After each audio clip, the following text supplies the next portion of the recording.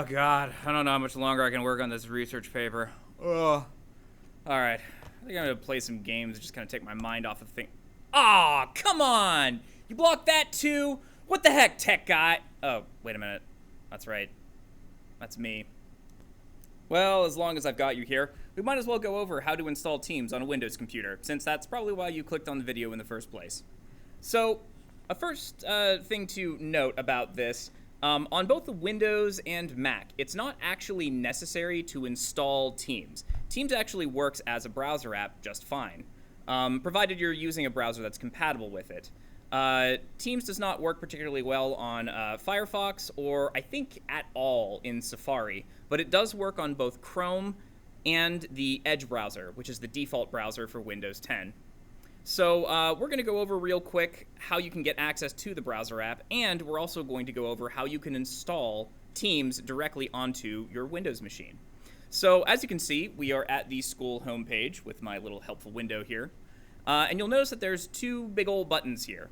Now, it may look slightly different for you because I will have added a couple of little question marks on the side there on, exactly how to use these things. But at the time of filming, I don't have those up yet. Obviously, since I'm filming it. Anyways, so what we're going to do is we're going to go ahead and click Microsoft Teams. This is going to take us to the Microsoft site, both where we can utilize Teams as a browser app and where we can download it. So we will go ahead and click that. And you'll see we'll be brought to this little sign-in page prompt. Now, a quick note, the thing you want to sign into with this is going to be your student's login information. Your student has an email, and the email is going to be their 68 number followed by @iroquois.iu5.org. Their password is the same password that they have used to log into their computers at school. However, it has been a little bit since they've been in school, so they may have forgotten it. If this is the case, go ahead and send an email to one of their teachers or call the office, and one of them should be able to get your student their login information to log into Teams. Okay, now that I've looked up my example student, we'll go ahead and put that information in, and I'll show you what the process looks like. So, on this page, you're going to go ahead and sign in. So, our example student is 6809888.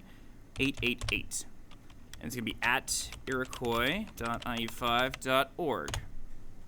Now, when you put the email address in, you'll see that the background has changed, and you have this nice little Iroquois school district. If this doesn't happen, then it means that you probably spelled Iroquois wrong, or forgot to put a dot between IU5 or something like that. Basically means it doesn't have the right domain.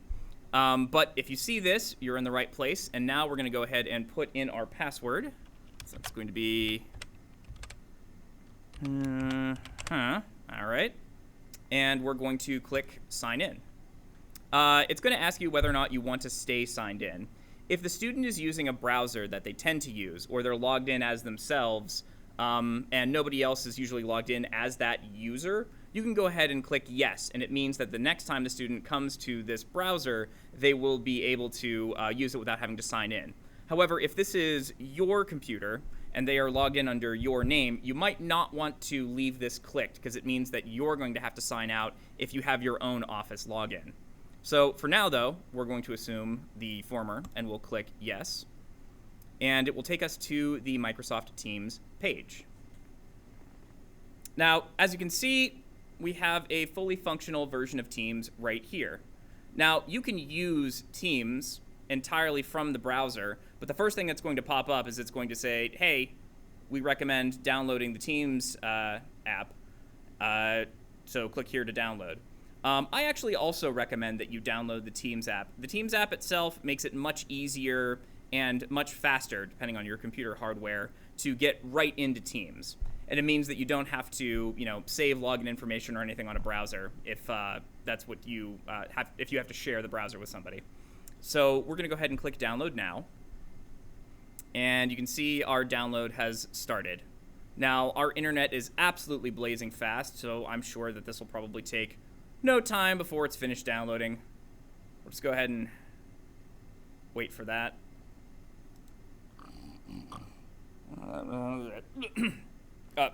Oh, it's done. Okay, excellent. Like I said, real quick.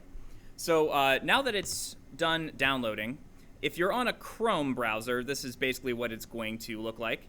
it'll show that you can click this little button right here to start installing.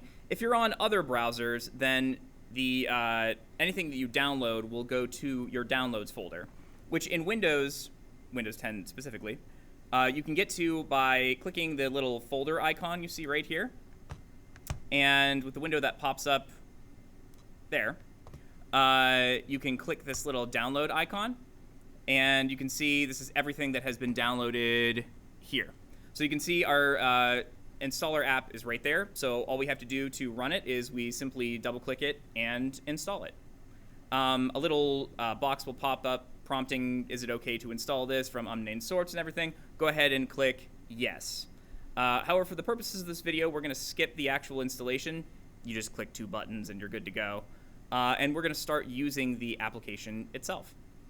So now we're going to go ahead and see Teams has been installed.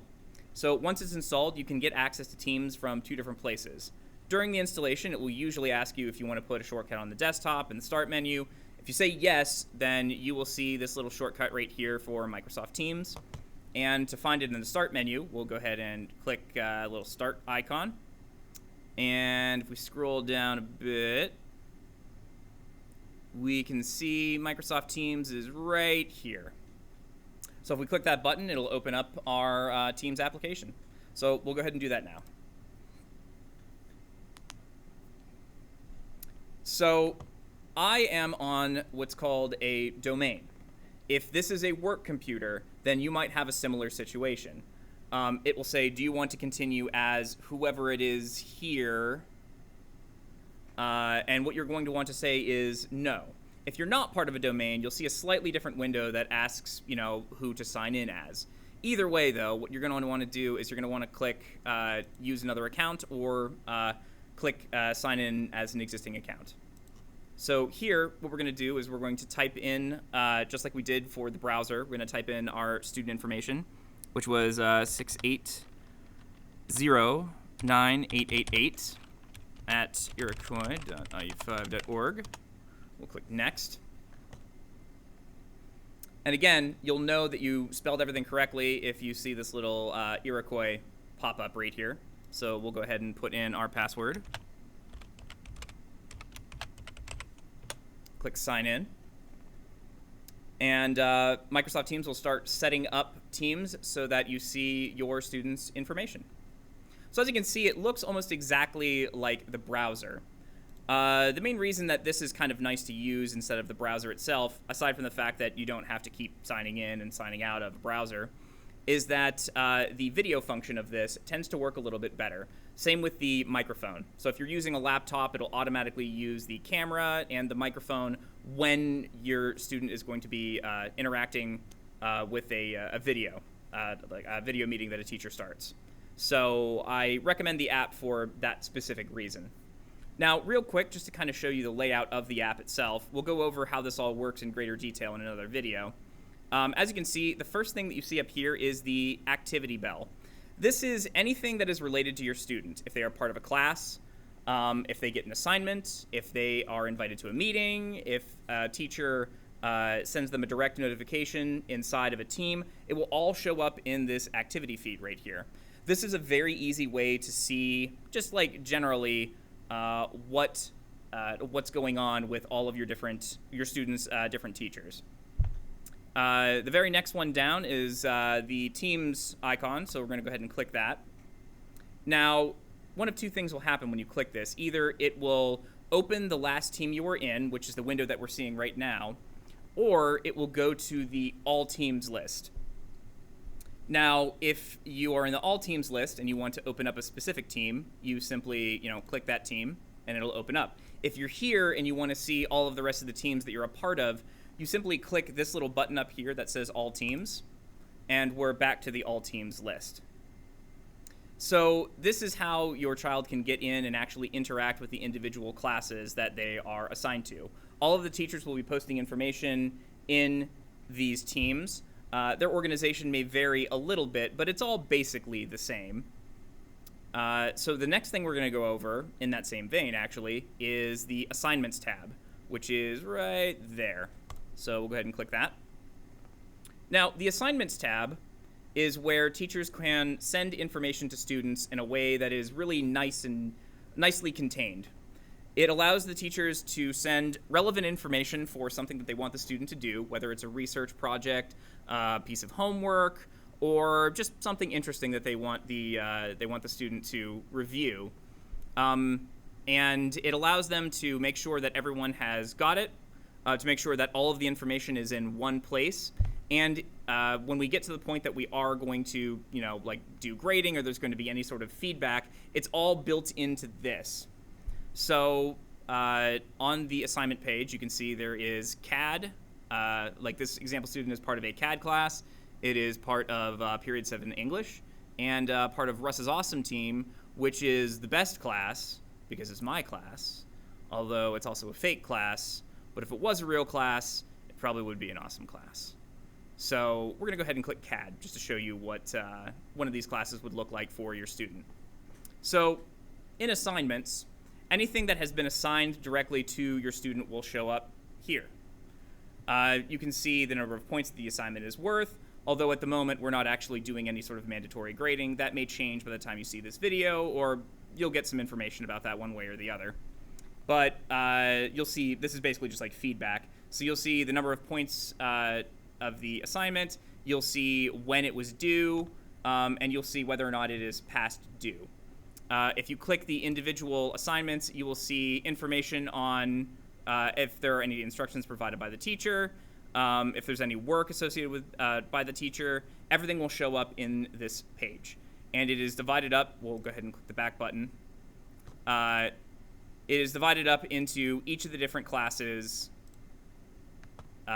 that the student is assigned to. So next, we're going to take a look at this little calendar button.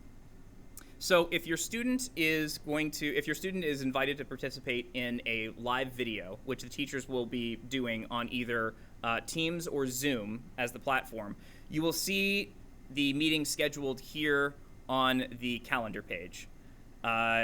That's pretty much all this calendar will be useful for your student, is just finding out when these live meetings will be. And then the last two buttons are features of Teams that we don't actually use. This one is a voice over IP button, VoIP, as some of you may know it. It's a calling feature that we don't actually have set up and is not actually useful for our classes. And then there is the little files button. This is just a way to, it's a way you can easily upload things to OneDrive or to Teams if you want to do it that way. Although the way that we hand out assignments, it's not really necessary. So you can pretty much just ignore these two little bits right here. So anyways, yeah, that's how you can install Teams on your Windows computer, or use it through the browser, in fairness. So in the next video, we're actually going to go over how Teams works in a bit more detail, in a more generic way that isn't like system specific. So I will see you over there.